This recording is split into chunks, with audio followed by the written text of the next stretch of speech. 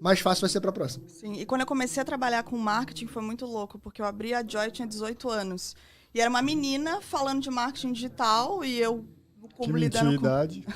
Eu menti a idade, eu ia dizer que eu tinha 25. E hoje eu tenho 25.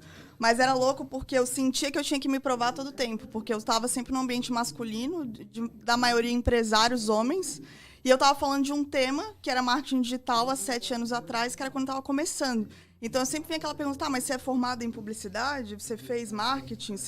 Da onde que veio isso? E aí veio muito uma coisa de eu querer arrumar um atalho, que foi quando eu e o Krug a gente foi morar no Vale do Silício, que eu pensei, bom, se eu morar no Vale do Silício e voltar para o Brasil, eu não vou precisar me justificar tanto. Eu tenho isso ao meu favor. Então, isso foi querendo ou não, foi uma tática, porque eu não queria ficar o tempo todo. A gente fez um curso de Stanford, né? Daí a gente falava isso bastante. E aquela coisa um pouco do brasileiro, né? De menosprezar um pouco o que é do Brasil.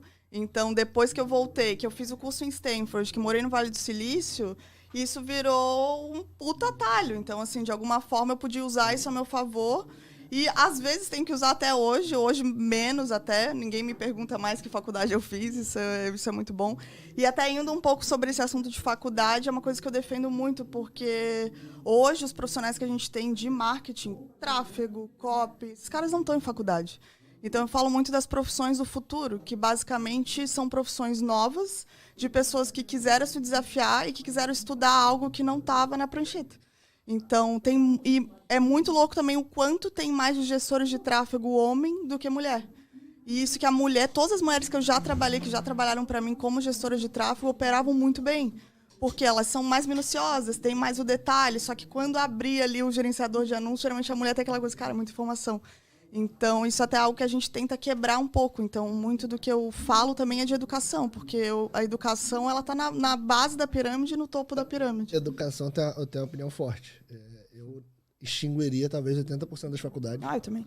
Tranquilamente. Assim, a não ser que são técnicas, né? Então, assim, você precisa, tipo, medicina. Médico, advogado. Infelizmente, alguém vai ter que te ensinar e abrir um corpo, porque você não vai conseguir fazer um teste de tentativa e erro. No YouTube. Né? Exatamente. Tentativa e erro não vai rolar nesse caso. Marketing dá. Marketing de tentativa e erro é bem válido, é tranquilo. Então, eu acho que assim, eu não vou fazer uma crítica tão ampla à escola, porque eu acho que até o ensino médio, o grande ganho é você estar sendo solto em sociedade, então você está aprendendo a conviver com pessoas ao seu redor, esse é o grande ganho, não é a matemática, não é o português, não é nada disso. Mas quando você vai para a faculdade, e cara, eu fiz a faculdade federal, boa, competi na Faculdade Nacional de Direito, e foi uma bosta, mano. Uma bosta. E mais, os meus melhores professores, os únicos que eu ia assistir, eles eram os professores que não eram apenas professores.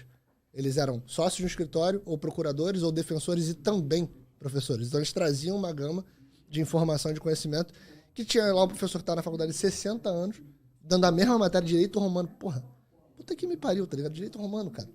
Tem um monte de coisa pra fazer aí, cara. Cheio de problema aí na rua. Tu vai me falar de direito romano, tá ligado? Então é difícil. Ah, vai fazer filosofia. Então vai fazer a faculdade de filosofia, pô. Tu não vai fazer direito, entendeu? E eu tenho essas críticas pesadas.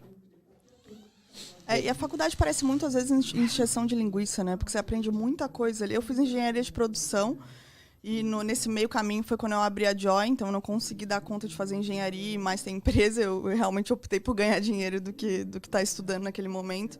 Mas é muita matéria que você simplesmente não usa. Assim, não tem muita coisa ali assim... E eu vejo a galera que trabalha para mim, que faz publicidade e propaganda, cara, aquilo ali não ensina tráfego, não ensina copy, não ensina nada dos princípios que você precisa para ser um bom marqueteiro. Então, até uma crítica aí às faculdades de publicidade e propaganda. Mas eu fiz direito e eu trabalho totalmente hoje com marketing, conteúdo e negócios. A princípio, nada a ver com o que eu fiz. Aí você fala assim, cara, não existiu nada que você aproveitou? Existiu. O trabalho que eu tive com direito e o trabalho de um bom advogado, ele envolve muitos processos. Não só o processo judicial, o processo de você não perder um prazo, o processo de você saber quando você responde o cliente, o processo de você entender o funcionamento do negócio ali de uma forma clean, completamente clean, para você não falhar. E, cara, quando eu fui trabalhar com marketing, e aí, porra, com todo respeito a todos os profissionais de marketing, inclusive eu sou, a galera é muito desorganizada, porra. É simplesmente muito desorganizada. Assim, como advogado num lugar competitivo, se você chegar numa reunião de brainstorm e você não sabe o que está acontecendo, você vai ser expulso da reunião. Você vai falar, porra, a gente tá numa reunião de brainstorm para falar sobre o canal da família ON. Tu não sabe o que é o canal da família ON? Vai estudar lá fora e quando você tiver uma resposta, tu volta. Né? Marketing não, a galera senta na mesa, e aí, qual o briefing? Porra, mano, na moral, você se acha genial o suficiente pra tu chegar numa reunião de brainstorm e achar que tu vai intuir uma ideia em 15 minutos? Porra, aí é brincadeira. Aí, então, assim, A outra frase da minha vida, falhar na preparação é falhar na execução. Se você falhou se preparando, mano, na hora de você executar ali vai dar merda. E é igual qualquer outra profissão. Se a gente for falar de gastronomia, qual que é a parte principal? É o mise en place. É você organizar o que você vai fazer. É óbvio que é isso. Pô, mas evidentemente, porra. Galera, como é que vocês não sabem dessa porra? É você cortar as coisinhas ali antes de começar a cozinhar. Então, basicamente, o porcionamento do que você vai fazer. Entendi. Então, qualquer tipo de profissão precisa dessa organização, né? E eu falo muito isso, porque engenharia de produção, na verdade, só me ensinou a estudar. Porque mas isso é bom. Isso é bom. Isso é bom. Então, isso aí eu não descarto. É o que tu falou, são faculdades que você tem que fazer porque vão te levar a um cargo de especialista, né? Sim. Ou de assinar essas coisas, né? Tipo, no caso de um engenheiro, tem que assinar obra e tal. Mas o que a gente percebe muito é que muitas profissões vão morrer daqui a... Já morreram várias, daqui a ano que vem... Eu acho que é o seguinte, eu acho que não são as profissões. Eu acho que uma parte dessas profissões... Tipo assim, por exemplo, advogado. O advogado vai assumir? Não. Mas você vai... Mas uma parte dos advogados, a parte menos competitiva, a parte que estuda menos, a parte que se desenvolve menos, vai ser trocado por uma ferramenta. Sim. Vai. Mas, agora, porra, você vai falar que o Marcos Mota, que foi meu mentor, que desenrola, que vai fazer a transferência do Neymar entre o Barcelona e o PSG, esse cara vai perder o emprego? Não vai. Então, assim, não é só... Eu acho que a gente fala muito sobre profissões do futuro ou profissões que vão ser extintas. As profissões, elas não vão ser simplesmente extintas. Os profissionais... Os menos competitivos, eles vão ser extintos. Mas, cara, se você tem um diferencial, independe, e essa é uma coisa que eu acredito, independe da área que você atua. Se você tem um diferencial forte, porra, tu não vai ser extinto. A não ser que você trabalhe muito mal esse diferencial. Né?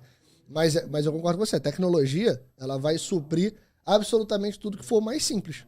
Mais simples. Então, assim, aqueles cargos que, porra, você dependia de um QI, entre aspas, menor, né? Eles provavelmente vão virar tecnologia. Não sei, deixa eu dar minha opinião. Eu concordo em parte, por exemplo, nesse caso do advogado, mas no futuro, gestores de tráfego, uma máquina com todas as alimentações lá no OpenAI, lá do Elon Musk, consegue ser o melhor gestor de tráfego e atuante em tempo real, mesmo com conceitos subjetivos humanos, e talvez ele vai ser melhor do que o professor fodão e tal, e os mais fodões humanos vão continuar treinando essas máquinas. Assim, isso muito copiando o que o Elon Musk fala muito isso. Claro que em algumas profissões específicas, um médico cirurgião que tem o pulo do gato ali de tirar a vesícula, só que ele consegue, depois de uns computadores visualmente treinarem, mesmo assim ele talvez vai ser o melhor, mas eu acho que no geral, cara, vai ser uma doideira, e aí o programa de renda mínima... Tecnicamente não. Eu acho que talvez assim, o diagnóstico não vai perder o médico. Mas, tecnicamente, eu acho que em algum momento a tecnologia ela vai fazer melhor do que uma mão humana. Sim. Já faz, né, hoje em dia, inclusive. Mas no tráfego eu concordo com ele. E, gente, assim, eu acho que algumas profissões vão ser extintas. Tem algumas que elas totalmente, por exemplo... É que a gente tá falando de profissões com faculdade, né? Porque tem as profissões, tipo, lá nos Estados Unidos, a Tesla faz 2 anos que já fez um caminhão que dirige sozinho. Só que os Estados Unidos chegou aí, porque tem 4 milhões de caminhoneiros de crise de emprego nos Estados Unidos. 4 milhões de caminhoneiros. A mesma coisa com o Uber vai acontecer com os motoristas de aplicativo. Isso. Já tinha Uber lá. Já estava dirigindo carro sozinho lá na Califórnia quando a gente morou lá. E daí um atropelou um. Aí só por isso que travou um pouco a evolução do processo. Como se não tivesse atropelamento de gente. Né? Gente dirigindo carro não atropela ninguém, nunca. Não importa nenhum. Mas você estava terminando. Mas desse é o ponto que, tipo, daí a Amazon já começou a ser taxada, se eu não me engano, em imposto sobre máquina. Se essa máquina tirar não sei quantos empregos, vai ter um acréscimo de imposto. Acho que nessa migração vai ter isso. Eu vou ter que sair, mas eu quero deixar umas perguntas para vocês e uma opinião. Quando todo mundo no Brasil pergunta assim, cara, o que muda o Brasil? 99,9% fala assim, é a educação, né? Todo mundo responde, não sei, a geração mais nova que fala isso também. Na minha opinião, isso é uma perda de tempo. Claro, você mudar todo o foco das faculdades para fazer uma high school legal, como nos Estados Unidos, eu acho muito melhor sim. Acho que tem que ter outras disciplinas. Mas o que para mim muda o Brasil é justiça célere, funcional, plus as novas profissões do futuro sendo espalhadas democraticamente, sem precisar de 5 anos de faculdade, 4 anos de faculdade. Daria para fazer um programa que quase que substituiria o Bolsa Família, vou exagerar, mas substituiria assim, se você pega todas as favelas no Brasil e ensina tráfego para as crianças carentes, tudo bem, é um pouco utópico imaginar isso aí no computador, como é que vai ser tal, mas depois é um exemplo. É um exemplo, exatamente. Você consegue fazer como a Índia fez. A Índia se tornou em algum momento um celeiro de serviços com pessoas com conhecimento de língua inglesa por muito tempo. A Coreia do Sul teve uma outra história. Mas o Brasil, ele realmente continua apostando, não, a educação é o futuro, tá? O modelo mental brasileiro, a missão, visão, valores, manifesto do Brasil. Se o Brasil fosse uma empresa, se conseguisse mudar isso através de política e tal, mas nada muda aqui porque não interessa a clero, monarquia, no caso governo, e burguesia mais flexível do que essa galera, não interessa a mudança, não interessa aquele papo do povo estar mais livre e tudo mais. E eu tinha uma pergunta para fazer para vocês, que é, dentro dessa coisa de perda de empregos, ou como muitos brasileiros falam, perca, né? Perca de emprego, eu acho que não vai ter como não ter um programa de renda mínima, que a gente, de renda universal mínima, Universal Basic Income, né, como eles falam, que a gente viu um pouco na pandemia uma coisa compulsória por causa de doença e tal, e a gente já vê há muito tempo no Bolsa Família, o pessoal acha que é um programa de esquerda, mas é um programa liberal, é um programa criado por governos liberais. E o que vocês acham sobre isso? Eu quero, se você me permitir, eu tenho que ir. Mas assim, o que vocês acham sobre isso? Claro, não precisa necessariamente falar sobre isso, mas eu acho que se não tiver isso, vai ter caos social. Não, vai ter caos. Eu vou complementar, antes de sair, uma coisa, é o seguinte. Eu quero. Pode ser, eu vou sair já, pode dar para os dois. Tá bom. Eu não sei se conhece o Jordan Peterson. Já conhece, né? Ele tem um vídeo, ele explicando sobre os conceitos básicos de inteligência. Eu não concordo com absolutamente tudo, porque eu particularmente prefiro acreditar que a sua inteligência ela pode ser escalável, você pode aumentar o seu cognição. QI. A cognição é algo... Eu tenho minhas dúvidas, tá? Não tô totalmente convencido. Mas o que ele fala no vídeo é que não é mutável, tá? Que você tem um número de QI pouco, lá e é daquele pouco. jeito. E aí ele vai falando que assim, porra, em cada faixa, né, de dentro de QI, então assim, de 95 a 115, quais são os cargos que são, porra, elegíveis a você, E aí ele fala um negócio interessante que é o seguinte, nos Estados Unidos, as pessoas abaixo de um determinado QI lá, que eu não sei se é 65 ou 55, elas não podem nem se inscrever nas Forças Armadas. Sendo que qual o conceito das Forças Armadas? As Forças Armadas é o seguinte, você sempre quer mais gente. Porque quando você não está em guerra, essa galera está produzindo alguma coisa. E quando você está em guerra, eles são soldados. Então você sempre quer mais gente.